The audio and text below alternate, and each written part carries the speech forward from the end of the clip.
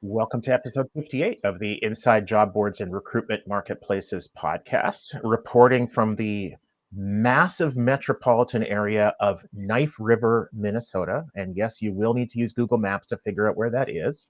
I'm Stephen Rothberg. I'm one of your co-hosts.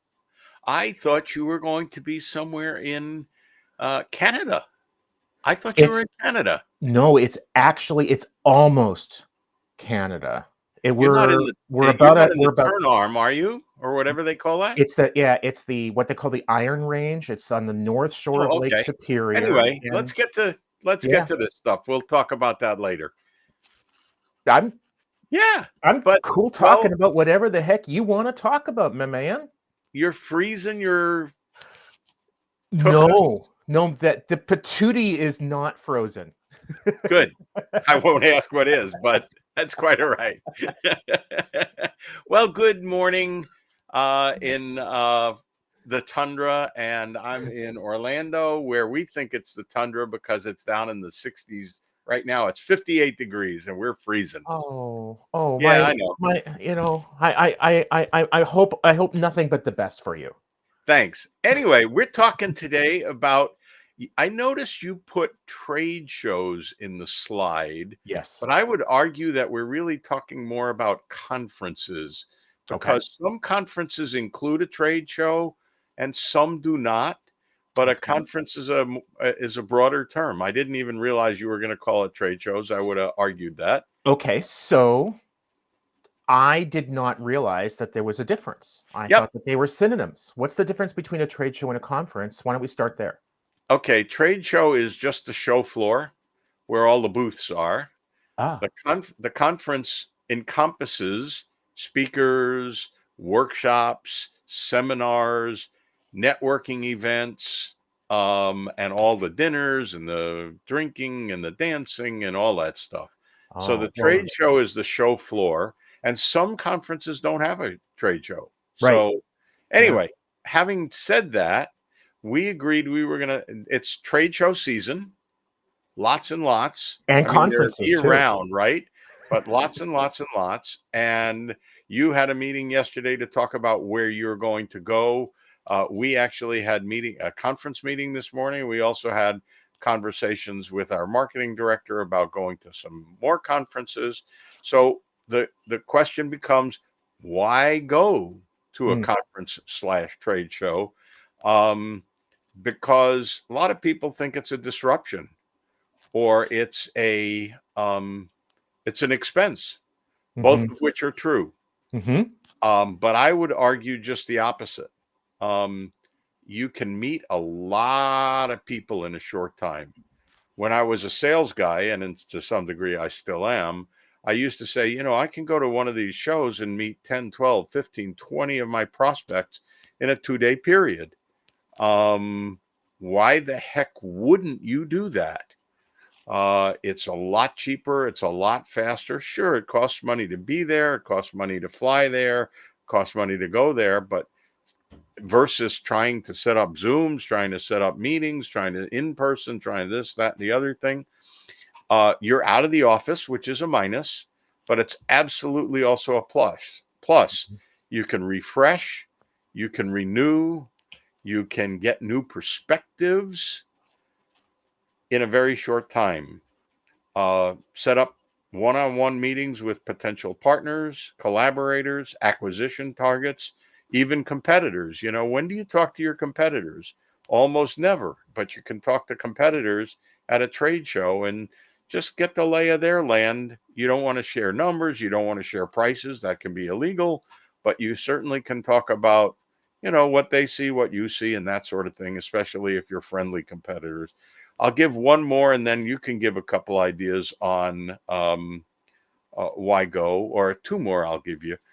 I used to attend a conference called ICMA, International Classified Marketplaces Association. They just changed their name. And there was a guy in Canada named John McBain who ran Trader. And he was on an acquisition tear. And one of the people who ran the conference said to me one day, he just went to ICMA as a shopping mall. Oh, sure. Yeah. Wanted to see what he could buy. And 2/3 of the attendees there were really there because they wanted to meet John McBain and see if they could become targets for him. So it was an acquisition shopping mall, and they were in the store. Yeah, both buyers and sellers. They were in the Yeah, merchant. They were the merchandise on the shelf. interesting. So nobody would ever go to a trade conference to see about who they can buy or whom they can sell to.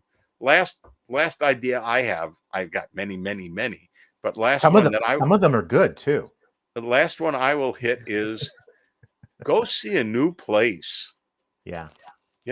The Spy Museum in Washington. Want to go there? There's a conference coming up there, TA Tech. Go to Las Vegas for the 9,000th time. I hate it, but on the other hand, it's a place to go. Amsterdam, good place to go. Barcelona, good places to go. Just go somewhere new. Tack a day or two onto the conference to not conference, but to go see it. Anyway, I'll shut up now. Let you talk for a bit. Yeah, I'm just going to add my 2 cents worth to add. I think I agree with everything you said, which is, I think, more a negative for me than anything else. But we won't go there right now. What I would add to is that there's a different level of trust that you build with people and with organizations when you're in the same room at the same time. So Absolutely.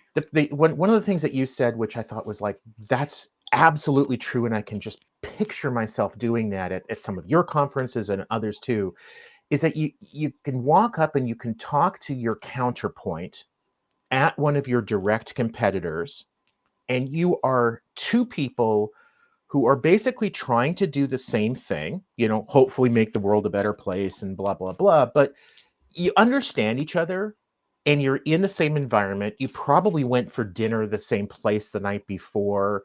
You're probably staying in the same hotel. So there are a lot of shared experiences.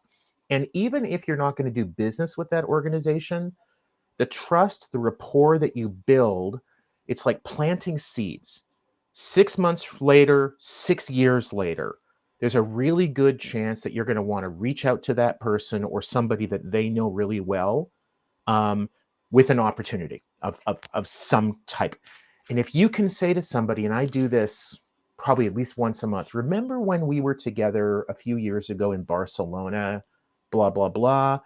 We're now working on this. Can we work together?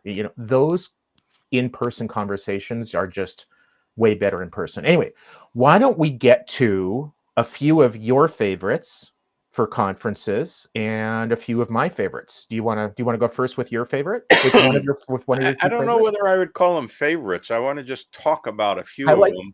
highlight a few of them. For example, one of the things that surprises me is how few job boards exhibit at the recruiter conferences.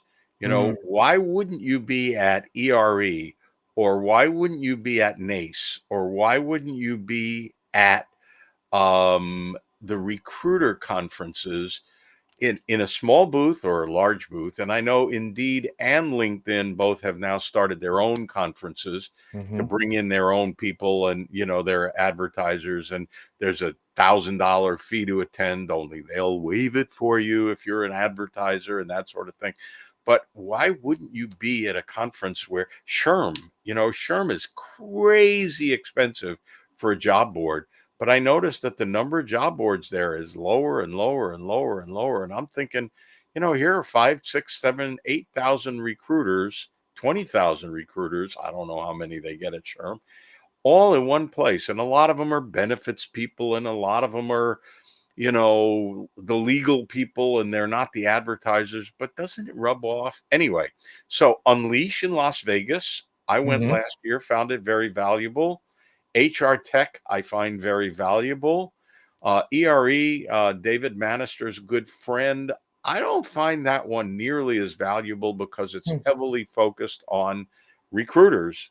I mean, the ERE stands for Electronic Recruiting Exchange, but that's one of the ones I like I used to like to go to. It's not so valuable for me, but I think it's a good conference to be at. We mentioned, well, I'll let you go through a few others. Yeah, no, those are a good few highlights. So some highlights for me that should be on the radar for our viewers. Job Boards Connect. Um, The couple, Louise's couple conference, as I the call it. Louises, Triance and Grant. By They're the way, in London. you didn't mention they have one coming up in London in February, 4-hour conference, February 20th. They call it Online Recruitment Marketing Conference. A quick half day, so people aren't going to fly in from all over, but it's a quick half day. And I love Louise and Louise, and they do good work. I don't Yeah. like them as competitors, but on the other hand, we're really not competitors. We're good friends. Yeah. Um, So there was that. There's that one. Another one is TA Tech. You mentioned before the Spy Museum. That's where their conference is. This, I think it's June. Another one that we go to because we're in the early career space is NACE, which you also mentioned.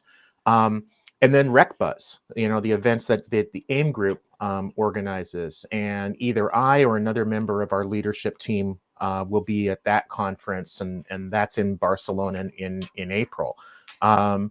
They're really, each conference has a different vibe. Each conference has a bit of a different cost and travel and whatever. So there's some pros and cons.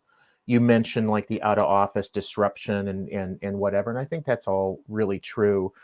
But I hear from a lot of smaller, newer job board companies that are struggling to kind of understand the industry. They're always trying to sort of reinvent the wheel. And I think if they took a few days and went to even one of these events, RecBuzz, they're of course. they would accelerate their business by at least a year, because there are people are very collaborative, very collegial, and they'll be like, oh yeah, I understand why you're saying that you want to do that, but don't. We tried the same thing and it was a total failure. Or do it this way. You'd be amazed at how willing competitors are to share in person at events like that. Yeah. By the way, we obviously haven't talked about one of the most important things, the content. Yeah. You know, you see good speakers, you see great ideas, you see people with different perspectives. You go to sessions. We get complaints all the time about RecBuzz. There's so much good stuff going on. I don't have enough time to go do other things. And it's like, yeah, well, send more people. But I mean, the content, the speakers, the panels, even the sponsors who are speaking at the conference, uh, it's a paid commercial. But on the other hand, if they're smart, they do something that isn't a commercial, but rather an insight into what's happening. We're running out of time, by the Yeah, way. there So, is, and I do have one more that I want to mention, because it's so different than almost all of the other events, and that's RecFest. They had oh one yeah, this past fall in Nashville. They've had a bunch in near London, and that's like Carnival meets HR conference. So it's almost in a class of its own, and I also wanted to one that's go. really interesting. I wanted to go. I got registered last year, and then I had a conflict come up last minute. I will put it on my calendar for this year, and I'm also going to try to get our London guy, our London writer, and our London analyst to go to RecFest in London. We are out of time, friend. I wasted too much at the beginning, so Yeah, uh, but that's no different. You and I are both very good at that. yeah, wasting time. And now we've wasted everybody else's. Have a good evening and a good afternoon, and Awesome. best of faith. Happy New Year, pal. You as Bye. well. Cheers, my man.